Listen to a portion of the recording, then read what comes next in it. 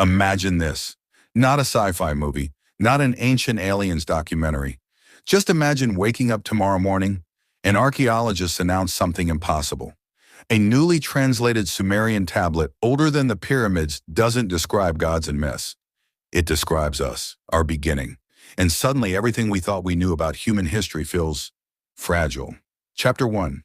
The first civilization that shouldn't exist.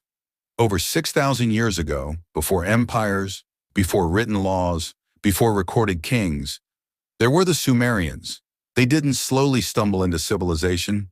They appeared with writing, mathematics, astronomy, legal systems, architecture, organized religion almost overnight by ancient standards. No rough drafts, no trial version of civilization. It's like humanity skipped several levels, and the Sumerians themselves didn't claim credit. They said knowledge was given to them by the gods. Chapter 2. The tablets that refused to stay silent. The Sumerians wrote on clay tablets using cuneiform tiny wedge-shaped symbols pressed into wet clay. Thousands of these tablets survive today. Most are boring. Tax records, grain storage, trade disputes. But some are unsettling. They talk about humans being created rather than evolving, gods mixing earth with divine essence, humans designed specifically to work and serve. According to these texts, humans weren't accidents of nature. We were a solution. Chapter 3. Why were humans created at all? The Sumerian creation stories say that gods were tired. They were powerful beings who controlled the world, but maintaining it was exhausting. So they made something new, workers. Not slaves in chains, but intelligent, obedient laborers who could farm the land, build cities, maintain temples, serve divine purposes. Humans were engineered for efficiency. And the most disturbing part, the text described trial and error, failed human versions, defective creations, adjustments made until humans finally worked. That doesn't sound like poetry. That sounds like development. Chapter 4. The Anunnaki, gods or something else. The Sumerians called their creators the Anunnaki. They weren't invisible spirits. They weren't abstract forces. They walked, they argued, they punished, they ruled. They lived among humans, at least in the earliest ages. The tablets describe them descending from the heavens, wearing radiant garments, wielding powerful tools. Were these gods, or was God simply the closest word ancient people had for something far more advanced? Chapter 5. Knowledge beyond their time. Here's where things get uncomfortable. The Sumerians knew things they shouldn't have. They mapped the solar system. They tracked planetary movements. They used a base 60 math system, which we still use today for time: 60 seconds, 60 minutes, 360 degrees. Coincidence? Maybe. Or maybe their knowledge came from teachers who already understood the universe. Teachers who didn't evolve on Earth. Chapter 6.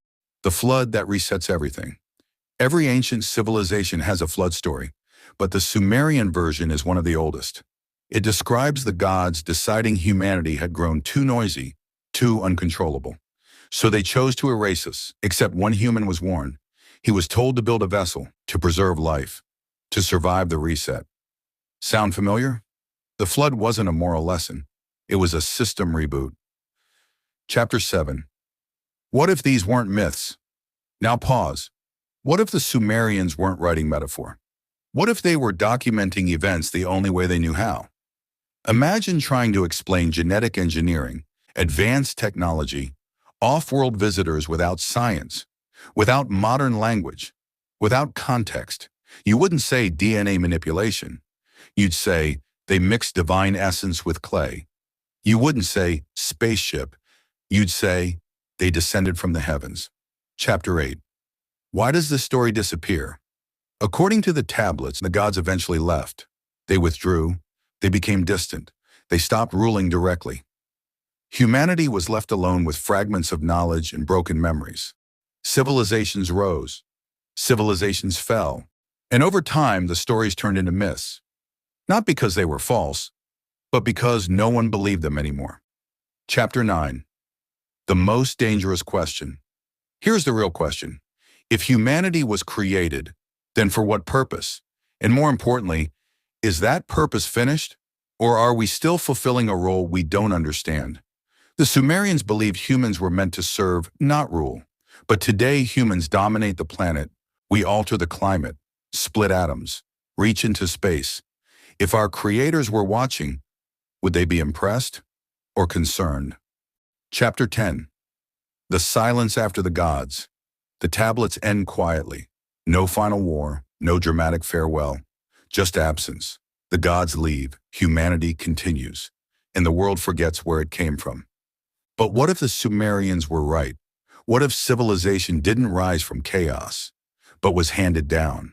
And what if we're not the first humanity, just the latest version? Final thought. A past that changes the future.